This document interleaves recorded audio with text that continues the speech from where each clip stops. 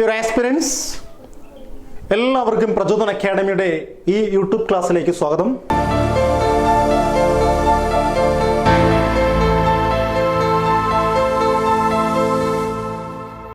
ഞാൻ ഭരത് കൊട്ടുക്കൽ. ഇന്ന് നമ്മൾ ചർച്ച ചെയ്യാൻ പോകുന്ന, പ്രാക്ടീസ് ചെയ്യാൻ പോകുന്ന പ്രധാനപ്പെട്ട ഒരു ടോപ്പിക്കാണ്. ഈ ടോപ്പിക്ക് ഇല്ലാതെ ഇംഗ്ലീഷ് ഗ്രാമർ പൂർണ്ണമാകില്ല. PSCയുടെ LDC പോലെയുള്ള എക്സാമുകൾക്ക് 20 നിർണായകമായ ചോദ്യങ്ങളിലെ ഒരു പ്രധാനപ്പെട്ട ചോദ്യം ഏതാണെന്നല്ലേ? ടെൻസ്. എല്ലാവർക്കും ടെൻസ് എന്ന് കേൾക്കുമ്പോൾ ഭയമാണ്, പേടിയാണ് അല്ലേ? ഈ ചോദ്യത്തെ നമ്മൾ സ്വാംശീകരിക്കുമ്പോൾ ബുദ്ധിമുട്ടേറെ വരാറുണ്ട്. പക്ഷേ നമുക്ക് ഈ ക്ലാസ്സിലൂടെ എങ്ങനെ ഏറ്റവും വേഗത്തിൽ, ഏറ്റവും എളുപ്പത്തിൽ ഈ പറയുന്ന ടോപ്പിക്കിൽ ഹൃദിസ്ഥമാക്കാം എന്നതാണ് നമ്മുടെ ഉദ്ദേശം. ടെൻസ് എന്ന് കേൾക്കുമ്പോൾ നമുക്ക് എന്താണ് മനസ്സിലാവുക?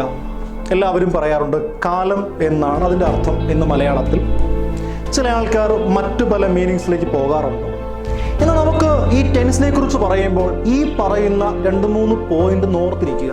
ഒന്ന്, ടെൻസ് മീൻസ്, ടെൻസ് എന്നർത്ഥമാക്കുന്നത് ടൈമാണ്. എന്താണ് ടൈം? ടൈം എന്ന് പറഞ്ഞാൽ നമ്മുടെ വീട്ടിൽ ക്ലോക്ക് ഉണ്ട്, നമ്മുടെ കയ്യിൽ വാച്ച് ഉണ്ടാവും അല്ലേ? ഇതിലെയൊക്കെ മണിക്കൂർ, മിനിറ്റ്, സെക്കൻഡ് സൂചികളൊക്കെ ചലിച്ചുകൊണ്ടിരിക്കുകയാണ് അല്ലേ? ഇങ്ങനെ ചലിച്ചുകൊണ്ടിരിക്കുകയാണ്. ഈ ചലനം എന്ന് പറയുന്നത് എപ്പോഴാണ് ചലിക്കുന്നത്? നമ്മളെപ്പോഴും ക്ലോക്കിലേക്ക് നോക്കുമ്പോൾ നോക്കുന്ന സമയം പ്രസന്റ് ആണ്, അപ്പോൾ ചലിക്കുകയാണ്. അതായത് സമയത്തിന് മൂവ്മെന്റ് ഉണ്ടാകുന്നത്, ചലനം ഉണ്ടാകുന്നത് ഒരേ ഒരു കാലത്താണ്, അത് പ്രസന്റ് ടൈമിലാണ്. അപ്പോൾ നമുക്ക് തോന്നും നമുക്കൊരു പാസ്റ്റ് ടൈം ഇല്ലേ, നമുക്കൊരു ഫ്യൂച്ചർ ടൈം ഇല്ലേ എന്നൊക്കെ നമുക്ക് തോന്നും. പക്ഷെ നമ്മൾ ഒന്നുകൂടി ഈ ഗ്രാമർ പഠനത്തിന്റെ എളുപ്പത്തിന് വേണ്ടി ചിന്തിച്ചാൽ, നമ്മുടെ പാസ്റ്റ് എന്ന് പറഞ്ഞാൽ നമുക്കെപ്പോഴും ഓർമ്മകളാണ് അല്ലേ? പ്രസന്റ് എന്ന് പറഞ്ഞാൽ നമ്മൾ എപ്പോഴും ചെയ്തുകൊണ്ടിരിക്കുന്ന, പ്രവർത്തിച്ചുകൊണ്ടിരിക്കുന്ന സമയമായതുകൊണ്ട് അതൊരു ട്രൂത്താണ്. എന്നാൽ വരാൻ പോകുന്ന, സംഭവിക്കാൻ പോകുന്ന നമ്മുടെ പ്രതീക്ഷകളായ, സ്വപ്നങ്ങളായ ആ കാലമാണ് ഫ്യൂച്ചർ അല്ലേ? കൂടുതലും ഇമാജിനേഷൻസ് ഉൾക്കൊള്ളുന്ന കാലമാണ് ഫ്യൂച്ചർ. ഇതിനിടയിലുള്ള പ്രസന്റ് ആണ് എപ്പോഴും ട്രൂത്ത് അല്ലെങ്കിൽ റിയാലിറ്റി ആയിട്ട് നിലകൊള്ളുന്നത്. Tense is related to time. ടൈമിന്റെ 3 മേഖലയാണ്: പ്രസന്റ്, പാസ്റ്റ്, ഫ്യൂച്ചർ. അതിൽ present is related to truth, and past is related to memories, and future is related to എന്താണ്? ഇമാജിനേഷൻ. എന്നാൽ ഞാൻ ചോദിക്കുന്നു, നമുക്ക് ഈ 3 കാലങ്ങളും ഉണ്ട് എങ്കിൽ ഈ 3 കാലങ്ങളെ കുറിച്ച് നമുക്ക് പഠിക്കണം അല്ലേ? അതിലേറ്റവും പ്രധാനപ്പെട്ട ഒരു കാലമാണ് എന്ത്? പ്രസന്റ് ടൈം അല്ലേ? ഇനി ടൈം എന്ന് പറഞ്ഞാൽ എന്താണ്? ടൈം എന്ന് പറഞ്ഞാൽ ഒരു എൻഡ്ലെസ് പ്രോസസ്സാണ്. എന്താണ് എൻഡ്ലെസ് പ്രോസസ്? അവസാനമില്ലാത്ത പ്രക്രിയയാണ് സമയം. സമയത്തിന് എന്തില്ല? അവസാനമേ ഇല്ല. ഈ വിശ്വപ്രപഞ്ചം ഉണ്ടായതിനൊപ്പം ആരംഭിച്ച ഒരു പ്രക്രിയയാണ് ടൈം. അങ്ങനെ ആ ടൈമിൻ്റെ 3 മേഖലകളാണ് present, past and future. PSC ഉദ്യോഗാർത്ഥികളെ സംബന്ധിച്ച് ഇതിലെ ഏറ്റവും പ്രധാനപ്പെട്ട ഒരു പോയിന്റാണ് പ്രസന്റ് ടെൻസ്. പ്രസന്റ് ടെൻസിൽ നമ്മൾ അറിയേണ്ടതും നമ്മൾ പഠിക്കേണ്ടതുമായ ഒരു പ്രധാനപ്പെട്ട ഏരിയയാണ് സിമ്പിൾ പ്രസന്റ്. നമുക്ക് ആ ടോപ്പിക്കിലേക്ക് പോകാം. Simple present. നമുക്ക് പ്രസന്റ് ടെൻസിലെ ആദ്യത്തെ പിരിവിലേക്ക് പോകാം. ആദ്യ പിരിവ് എന്ന് പറയുന്നത് സിമ്പിൾ പ്രസന്റ്. എന്താണ്? പ്രസന്റ് ടെൻസിലെ ആദ്യ പിരിവ് ഏതാണ്? Simple present. അത് തയ്യാറാക്കാനുള്ള ഫോമാറ്റ്, ആ ഒരു വാക്യം പ്രകടിപ്പിക്കാനുള്ള ഫോമാറ്റ് എന്ന് പറയുന്നത് സബ്ജക്ട് പ്ലസ് വേർബിന്റെ ഫസ്റ്റ് വേർഡ്. ഏതായിരിക്കണം? സബ്ജക്ട് പ്ലസ് വേർബിന്റെ ഫസ്റ്റ്. ആദ്യത്തേത് നമുക്ക് നോക്കാം, ഡിസ്കസ് ചെയ്യാം. Universal truth. ഈ യൂണിവേഴ്സൽ ട്രൂത്ത് പറയുമ്പോൾ അതിൻ്റെ അനുബന്ധമായ 2 ട്രൂത്ത് ആഡ് ചെയ്യാം. അതൊന്ന് സയന്റിഫിക് ട്രൂത്ത്, മറ്റൊന്ന് ജനറൽ ട്രൂത്ത്. എന്താണ് ഈ സയന്റിഫിക് ട്രൂത്ത്? ശാസ്ത്രീയമായ തെളിവുകളോട് കൂടിയ സത്യങ്ങൾ. എന്താണ് ജനറൽ ട്രൂത്ത്? പൊതു സത്യങ്ങൾ. ഈ 3 ട്രൂത്ത്സും എക്സ്പ്രസ് ചെയ്യാൻ നമുക്ക് ആവശ്യമുള്ള ടോപ്പിക്കാണ് സിമ്പിൾ പ്രസന്റ്. PSC എക്സാമിൻ്റെ ചോദ്യങ്ങൾ എടുത്ത് പരിശോധിച്ചാൽ ഏറെ തവണയും ചോദിച്ച ടോപ്പിക്ക് സിമ്പിൾ പ്രസന്റിന്റെ യൂണിവേഴ്സൽ ട്രൂത്തുമായി ബന്ധപ്പെടുത്തിയാണ്. Very very important. അതുകൊണ്ട് ആ ഇമ്പോർട്ടൻറ്റ് ടോപ്പിക്കിലെ എക്സാമ്പിൾസ് ആയിട്ട് നമുക്ക് പോകാം. അപ്പോൾ ഞാൻ പറഞ്ഞു തന്നത് യൂണിവേഴ്സൽ ട്രൂത്തിൻ്റെ 2 അഡീഷണൽ പോയിന്റ് ആഡ് ചെയ്യാം. അതൊന്ന് ഏതൊക്കെയാണ്? ഒന്ന് സയന്റിഫിക് ട്രൂത്ത്, മറ്റൊന്ന് ജനറൽ ട്രൂത്ത്. അപ്പൊ ഏതൊക്കെ ട്രൂത്താണ്? Universal truth, scientific truth, general truth. ഈ 3 ട്രൂത്തുകൾ എക്സ്പ്രസ് ചെയ്യാൻ നമുക്ക് ഉപയോഗിക്കുന്ന ഫോമാണ് simple present sentence order subject plus വെർബിന്റെ ഫസ്റ്റ് ഫോം. ഇനി പോയിന്റിലേക്ക് പോകാം. നമ്മുടെ എക്സാമ്പിൾ എന്ന് പറയുന്നത് നോക്കൂ, the sun gives us light. ഇതൊരു യൂണിവേഴ്സൽ ട്രൂത്ത് ആണ്. കാരണം സൂര്യൻ നമുക്ക് പ്രകാശം തരുന്നു, ശരിയല്ലേ? അപ്പോൾ അതൊരു യൂണിവേഴ്സൽ അല്ലേ? യൂണിവേഴ്സൽ എന്ന് പറയുമ്പോൾ ഒരു കാര്യം പോയിന്റ് മനസ്സിലാക്കണം. ഇന്നലകളിലും ഇന്നും നാളെയും അങ്ങനെ തന്നെയാണ്. There is no change at all. ഒരു മാറ്റവും ഉണ്ടായിരിക്കില്ല.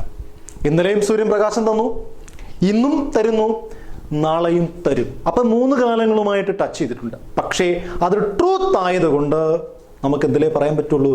Simple present.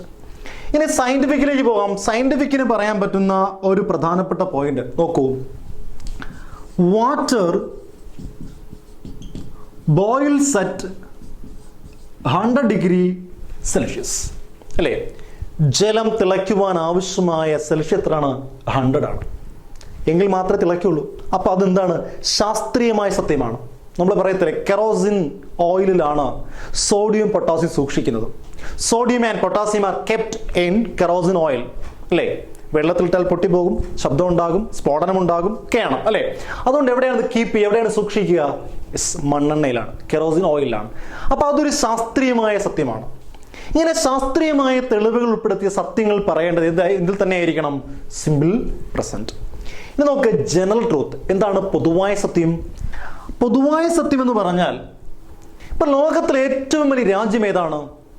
റഷ്യയാണ്, അല്ലേ? നോക്കൂ, Russia is the largest country in the world. Okay, listen. Russia is the largest country in the world.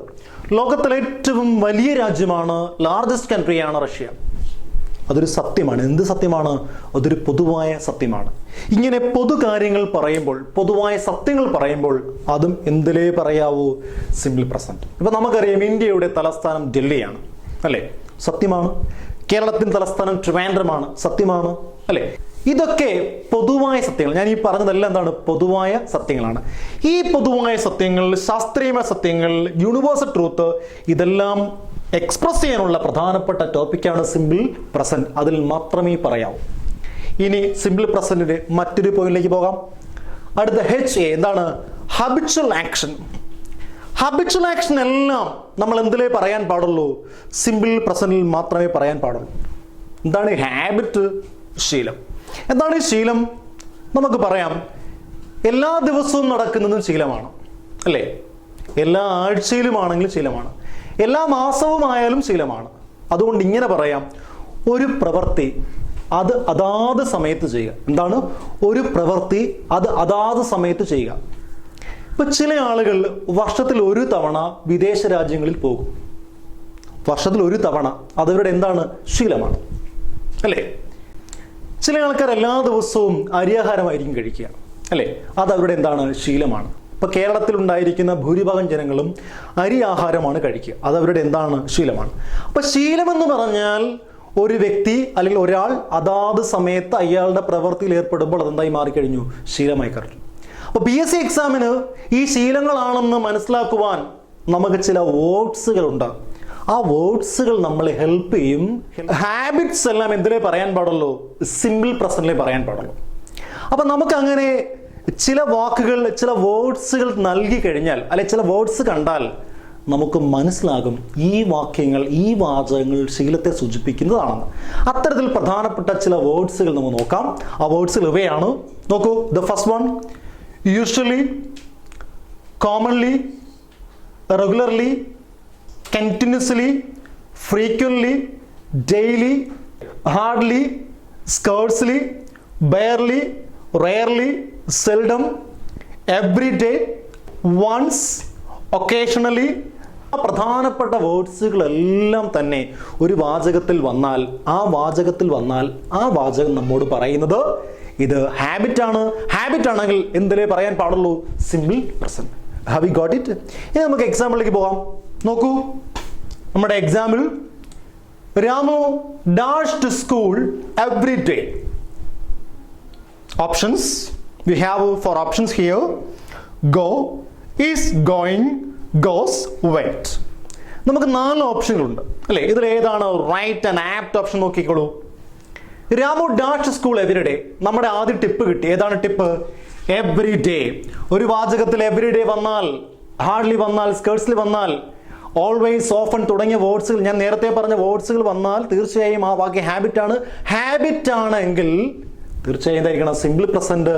അതിന്റെ ഓർഡർ ആണ് സബ്ജക്ട് പ്ലസ് V1 അല്ലേ? അങ്ങനെയെങ്കിൽ സബ്ജക്റ്റ് കിട്ടി. ആരാ സബ്ജക്റ്റ്? രാമു ആണ് സബ്ജക്റ്റ്. എപ്പോഴും സബ്ജക്റ്റ് എന്ന് പറഞ്ഞാൽ സെന്റൻസിന്റെ ആദ്യം വരുന്ന ഭാഗമാണ് സബ്ജക്റ്റ്. ആരാണ് സബ്ജക്റ്റ്? രാമു അല്ലേ? സബ്ജക്റ്റ് എന്ന് പറഞ്ഞാൽ ഒന്നുകിൽ അതൊരു പേരായിരിക്കും അല്ലെങ്കിൽ പകരം പദമായിരിക്കും. എന്ന് പറഞ്ഞാൽ നൗൺ അല്ലെ പ്രോനൗൺ ആയിരിക്കും. രാമു ഒരു നൗൺ ആണോ പ്രോനൗൺ ആണോ? അല്ലെ, ഒരാളുടെ പേരല്ലേ, അപ്പോൾ അത് നൗൺ ആണ്. അപ്പോൾ അതായിരിക്കും സബ്ജക്റ്റ്. ഇനി അടുത്ത പോയിന്റ് നോക്കിയേ. സബ്ജക്റ്റ് എന്ന് പറഞ്ഞാൽ ഒന്നുകിൽ it is responsible for the action. ഏതെങ്കിലും ഒരു പ്രവൃത്തി ചെയ്യുന്ന ആളായിരിക്കും സബ്ജക്റ്റ്. 3 പോയിന്റ്. ഒന്ന് എന്തായിരുന്നു? ഒന്നുകിൽ അതൊരു നൗൺ ആയിരിക്കും, പ്രോനൗൺ ആയിരിക്കും. 2 എന്തായിരിക്കും? ഒരു സെന്റൻസിന്റെ ആദ്യമായിരിക്കും. 3 എന്തായിരിക്കും? അത് റെസ്പോൺസിബിൾ ഫോർ ദി ആക്ഷൻ. ഒരു വാചകത്തിൽ ഒരു ക്രിയ ചെയ്യുന്ന ആളായിരിക്കും, ഒരു ആക്ഷൻ ചെയ്യുന്ന ആളായിരിക്കും എന്ത്? സബ്ജക്റ്റ്. ഇത് 3 സബ്ജക്റ്റ് കണ്ടെത്തുന്ന വഴികൾ. അങ്ങനെയെങ്കിൽ നമ്മുടെ സബ്ജക്റ്റ് ആരാണ്? രാമുവാണ്. ഓക്കെ ആണല്ലോ? ഇനി നമുക്ക് എന്ത് വേണം? വെർബിന്റെ ഫസ്റ്റ് ഫോം. വെർബിന്റെ ഫസ്റ്റ് ഫോം നോക്കുമ്പോൾ ഓപ്ഷനിൽ ഗോയും വെർബിന്റെ ഫസ്റ്റ് ഫോം ആണ്, ഗോസും കിടപ്പുണ്ട് അല്ലേ? രണ്ടും വെർബിന്റെ ഫസ്റ്റ് ഫോം ആണ്. പക്ഷെ വ്യത്യാസം എന്ന് പറയുന്നത്, ഗോ എന്ന് പറയുന്നത് ഒരു പ്ലൂറൽ വെർബും ഗോസ് എന്ന് പറയുന്നത് ഒരു സിംഗുലർ വെർബുമാണ്. അതായത് ഒരു വെർബ് എസിലോ ഇഎസിലോ ഐഎസിലാണ് അവസാനിക്കുന്നെങ്കിൽ, എന്തിനാണ്? എസിലോ ഇഎസിലോ ഐഎസിലാണ് അവസാനിക്കുന്നെങ്കിൽ ആ വെർബ് സിംഗുലർ ആയിരിക്കും. എന്തായിരിക്കും? സിംഗുലർ ആയിരിക്കും. അപ്പോൾ ഗോയും ഗോസും തന്നാൽ ആരാ സിംഗുലർ? ഗോസ് ആണ്. പ്ലേയും പ്ലേസും തന്നാൽ ആരാണ് സിംഗുലർ? പ്ലേസ് ആണ്. കമ്മും കംസും തന്നാൽ ആരാണ് സിംഗുലർ? കംസ് ആണ്. അങ്ങനെയെങ്കിൽ നമ്മുടെ സബ്ജക്റ്റ് കിട്ടി. സബ്ജക്റ്റ് സിംഗുലർ ആയതുകൊണ്ട് വെർബ് സിംഗുലർ ആവണം. അതുകൊണ്ട് go plural, goes singular. Right option എന്താണ്? ഗോസ് ആണ്. അപ്പോൾ പിടികിട്ടിയില്ലേ? അപ്പോൾ നമ്മുടെ ആൻസർ ഏതാണ്? ഗോസ്. ഇനി എന്തുകൊണ്ടാണ് ഇവിടെ ഈ V1 ആപ്റ്റ് ആയത്? ഇത് V1 ആപ്റ്റ് ആകാൻ കാരണം അത് സിമ്പിൾ പ്രസന്റ് ആണ്. അത് സിമ്പിൾ പ്രസന്റ് ആകാനുള്ള കാര്യം എന്താണ്? നമ്മൾ ഈ പറഞ്ഞ ടിപ്പാണ്. എന്താ ടിപ്പ്? ഹാബിറ്റ്സ് എല്ലാം എന്തിലേ പറയാൻ പാടുള്ളൂ? Simple present. Have you got it? അപ്പോൾ ഇത് മനസ്സിലായെങ്കിൽ നമുക്ക് അടുത്ത പ്രധാനപ്പെട്ട പോയിന്റായ നോക്കേതാണ് പ്രോവർബ്സ്. പ്രോവർബ്സുകൾ, പഴഞ്ചൊല്ലുകൾ അല്ലേ? എന്നാൽ ഇംഗ്ലീഷിലെ ഒരു 98% പ്രോവർബ്സുകൾ എന്തിലേ പറയാൻ പാടുള്ളൂ? Simple present. എന്ന് പറഞ്ഞാൽ എപ്പോഴും ഒരു ഇന്നർ മീനിങ് ഉള്ള അല്ലേ ഒരു പോയിന്റ് ആണ് എന്താണ്? Yes, Proverbs. അതുകൊണ്ട് പ്രോവർബുകളെല്ലാം തന്നെ എന്തിലേ നമുക്ക് പറയാൻ പാടുള്ളൂ? Simple present. നിങ്ങൾ എടുത്ത് നോക്കിയാൽ മതി എല്ലാ പ്രോവർബുകളും. ഞാൻ ഈ പറഞ്ഞു പോകുന്ന കാര്യം നമ്മുടെ മുൻകാലത്തെ PSCയുടെ പ്രീവിയസ് ക്വസ്റ്റ്യൻസ് എടുത്ത് നോക്കുമ്പോൾ ആ പ്രീവിയസ് ക്വസ്റ്റ്യനിലെല്ലാം തന്നെ പ്രോവർബുകളുടെ ക്വസ്റ്റ്യൻസ് വന്നിട്ടുണ്ട്. അപ്പം ഞാൻ കണക്ട് ചെയ്ത് പറയുകയാണ്. അങ്ങനെ പ്രോവർബുകളുമായി ബന്ധപ്പെടുത്തുമ്പോൾ അതെന്തിനെ കണക്ട് ചെയ്ത് പറയാൻ പറ്റുള്ളൂ? Simple present. എന്ന് വെച്ചാൽ പ്രോവർബ് എന്തിലേ പറയാൻ പാടുള്ളൂ? Simple present. Example, okay listen. നമ്മുടെ പ്രോവർബ് ഏതാണ്? Slow and steady wins the race അല്ലേ? ഒരു പ്രോവർബാണ്. PSCക്ക് ചോദിച്ച പ്രോവർബാണ്. അതുകൊണ്ട് നോക്കാം. ഇതൊരു മോറൽ ഉള്ള അല്ലേ? മോറൽ ഉള്ള ഒരു പോയിന്റ് ആണ്. Slow and steady wins race അല്ലേ? നമ്മൾ പറയും പയ്യെ തിന്നാൽ പനിയും തിന്നാം എന്ന് പറയും അല്ലേ? പറയില്ലേ? ആ ഒരു മീനിങ് ഉള്ള ഒരു പ്രോവർബാണ്. അതെന്തിനാ പറയുക നമ്മൾ? സിമ്പിൾ പ്രസന്റ് അല്ലേ? വേറെ നോക്കിയേ, എന്താണ്? Prevention is better than cure അല്ലേ? നമ്മൾ പറയാറില്ലേ, നമ്മൾ എപ്പോഴും മുൻകരുതലുകൾ ആവശ്യമാണ് അല്ലേ? ഒരു രോഗം വരുന്നതിനേക്കാൾ നല്ലത് നമ്മൾ അതിനെ മുമ്പേ കണ്ടറിഞ്ഞ് എന്ത് ചെയ്യുക? ചികിത്സിക്കുക. ഈ രണ്ട് പ്രോവർബുകൾ നമ്മൾ എന്തിലാണ് എക്സ്പ്രസ് ചെയ്തിരിക്കുന്നത്? Simple present. ഇവിടെ subject slow and steady, verb means. ഇവിടെ സബ്ജക്റ്റ് പ്രിവെൻഷൻ, ഇവിടെ വെർബ് ഈസ് അല്ലേ? അതുപോലെ ഏറെയുണ്ട്. Time and tide waits for no man അല്ലേ? നോക്കൂ, അതെല്ലാം ഞാൻ ഇപ്പോൾ എഴുതി കാണിക്കാൻ പോവുകയാണ്, നിങ്ങൾ നോക്കി വെച്ചാൽ മതി.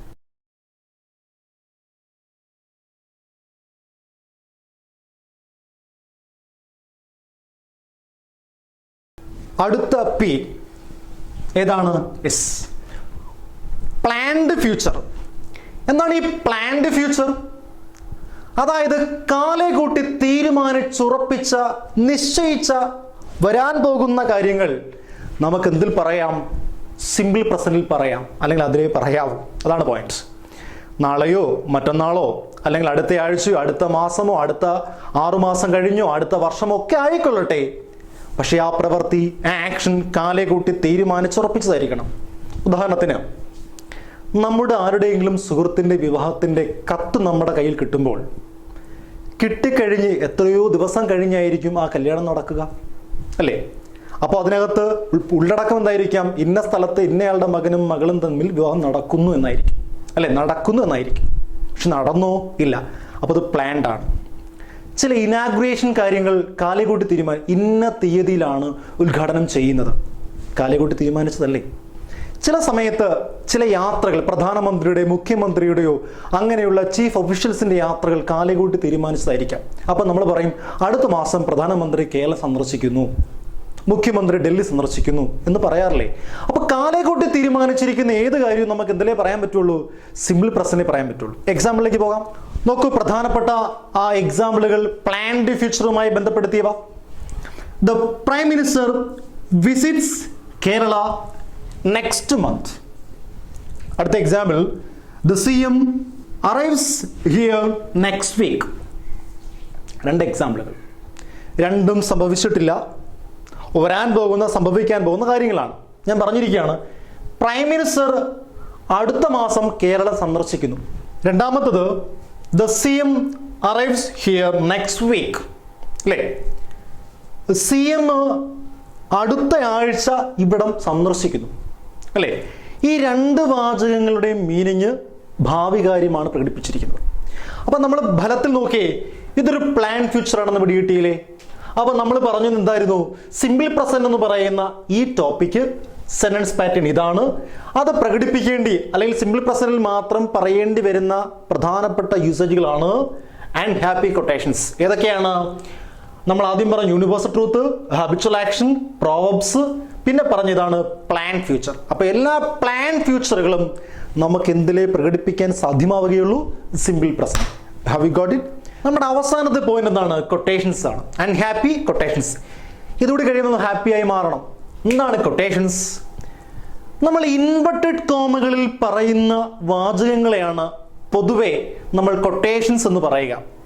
പ്രധാനമായിട്ടും മഹത് വചനങ്ങളെ, മഹാന്മാർ പറഞ്ഞ വാചകങ്ങളെ, ഒരു പക്ഷേ ഫ്രീഡം ഫൈറ്റേഴ്സ്, എഴുത്തുകാർ, റൈറ്റേഴ്സ്, അതിൽപ്പെടാവുന്ന നോവലിസ്റ്റ് അല്ലെങ്കിൽ ഷോർട്ട് സ്റ്റോറി റൈറ്റർ, പോയറ്റ്സ്, ഇങ്ങനെയുള്ള ആളുകൾ പറഞ്ഞു പോയിട്ടുള്ള വാചകങ്ങളെയാണ് നമ്മൾ പൊതുവെ കൊട്ടേഷൻസിൽ പറയുക. നമുക്ക് അങ്ങനെയുള്ള ചില എക്സാമ്പിളിലേക്ക് പോകാം. ആ കൊട്ടേഷൻ ഇതാണ്. John Keats expressed. അദ്ദേഹം എക്സ്പ്രസ് ചെയ്ത, പ്രകടിപ്പിച്ച ആ കൊട്ടേഷൻ ഏതാണ്? അതാണ് ഈ ഡബിൾ ഇൻവെർട്ടഡ് കോമാസിൽ പറഞ്ഞിരിക്കുന്നത്. എന്താണ്? A thing of beauty is Joy for ever അല്ലേ? സൗന്ദര്യം എന്ന് പറയുന്നത് എല്ലായ്പ്പോഴും നമുക്ക് സന്തോഷം നൽകുന്ന ഒന്നായിരിക്കും അല്ലേ? അതാണ് ഈ കോട്ട്. ഇതെന്നോ മുൻപ് എഴുതി പറഞ്ഞു പോയ ഒരു വരിയാണ്. പക്ഷെ ഇന്നും എന്നും എപ്പോഴും ഇത് പ്രസന്റിൽ മാത്രമേ പറയാറുള്ളൂ, എസ്പെഷ്യലി ദിസ് കൊട്ടേഷൻ. നോക്കൂ, മറ്റൊരു കൊട്ടേഷൻ പറയാം. നമ്മുടെ രണ്ടാമത്തെ കൊട്ടേഷനുമായി ബന്ധപ്പെട്ട example, Gandhi raised do or die. 1942 August Kranti മൈതാനത്തിൽ വെച്ച് മഹാത്മാഗാന്ധി പറഞ്ഞ, ലോകമെമ്പാടും മുഴങ്ങിക്കേൾക്കുന്ന ഈ കൊട്ടേഷൻ ഏതാണ്? Do or die. നോക്കൂ, ആ ഡബിൾ ഇൻവെർട്ടഡ് കോമയിൽ പറഞ്ഞിരിക്കുന്ന കൊട്ടേഷൻസ് എന്താണ്? സിമ്പിൾ പ്രസന്റ് ഫോംസ് ആണ് അല്ലേ? 2020 നിൽക്കുമ്പോൾ നമ്മൾ ഡു മാറ്റി ഡിഡ് ആക്കില്ല, ഡൈ മാറ്റി ഡൈഡും ആക്കില്ല, മറിച്ച് ഇന്നും എന്നും എങ്ങനെ പറയാവൂ? Do or die. തിലകൻ പറഞ്ഞു, Swaraj is my birth right and I shall have it. അല്ലേ? ബാലഗംഗാധര തിലകൻ പറഞ്ഞ വാചകമാണ്. സ്വരാജ്യം എൻ്റെ ജന്മാവകാശമാണ്, അത് ഞാൻ നേടുക തന്നെ ചെയ്യും. ഇതും ഒരു കൊട്ടേഷനാണ്. ഇങ്ങനെ പറഞ്ഞു പോയിട്ടുള്ള പ്രസിദ്ധമായിട്ടുള്ള കൊട്ടേഷൻസ് എല്ലാം തന്നെ നമ്മൾ എന്തിലേ പറയാവൂ? സിമ്പിൾ പ്രസന്റിൽ മാത്രമേ പറയാവൂ. അപ്പോൾ ഇന്ന് നമ്മൾ ചർച്ച ചെയ്ത, ഈ ക്ലാസ്സിലൂടെ ചർച്ച ചെയ്ത പ്രധാനപ്പെട്ട പോയിന്റുകളായിരുന്നു ഇത്, ഇവയെല്ലാം. അതായത് സിമ്പിൾ പ്രസന്റ് എന്ന് പറയുന്ന ആ ഫോമിൽ നമുക്ക് പറയേണ്ടി വരുന്ന, എക്സ്പ്രസ് ചെയ്യേണ്ടി വരുന്ന ഒരു ടിപ്പാണ് അൺഹാപ്പി കൊട്ടേഷൻസ്. എന്താണ് unhappy? Un means UN means universal truth, HA habitual action, P proverbs, P എന്തായിരുന്നു? Plan future. നമ്മൾ Y കട്ട് ചെയ്ത് കളഞ്ഞു. വീണ്ടും അടുത്ത ടോപ്പിക് വന്നു, കൊട്ടേഷൻസ്, ഉദ്ധരണികൾ. ഇത്രയും പോയിന്റുകളാണ് നമ്മൾ സിമ്പിൾ പ്രസന്റിൽ മാത്രമേ പറയാവൂ എന്ന് ഗ്രാമർ നിഷ്കർഷിക്കുന്നത്. ഇതിൽ ഞാൻ ഈ പറഞ്ഞത് ഓരോന്നും ഫിൽട്ടർ ചെയ്ത് പറയുകയായിരുന്നു. കാരണം PSCയുടെ ചോദ്യങ്ങളിൽ ഏറിയ തവണയും ചോദിച്ച പ്രധാനപ്പെട്ട ചോദ്യങ്ങളെ അക്കമിട്ട് നിരത്തിയാണ് ഈ പോയിന്റ് നമ്മൾ നിങ്ങളുടെ മുന്നിൽ അവതരിപ്പിക്കുന്നത്. അതുകൊണ്ട് കൃത്യമായും ഈ പറയുന്ന പോയിന്റുകൾ വ്യക്തമായി പഠിക്കുക, പ്രിപ്പയർ ചെയ്യുക. എങ്കിൽ മാത്രമേ നമ്മൾ ഈ ചെയ്യുന്ന എഫർട്ട് നിങ്ങൾക്കും നമുക്കുമെല്ലാം ഗുണകരമായി മാറുന്നു.